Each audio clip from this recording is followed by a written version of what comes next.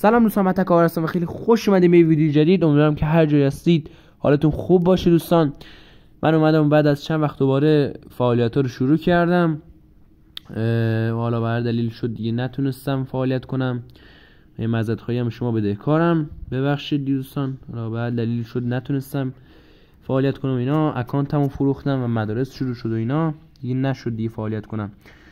و فعلا این اکانت رو گرفتم اینه که خریده باشم، همینجوری میام روش در حد مثلا یه پلی یا که مثلا ویدیو بگیرم و فعالیت کنم. اینا اکانت رو فعلا گرفتم و همین دیگه. بعد گفتم یه ویدیو هم واسهتون بذارم بگم که اومدم اینا. بعد فعالیت هم دیگه از امروز یعنی اینجوری دیگه شروع شد و هستیم دیگه و فعالیت. حالا ویدیو میذارم واسهتون ولی خب اونقدر زیاد نه، چون یکم کار دارم و اینا مشغولم.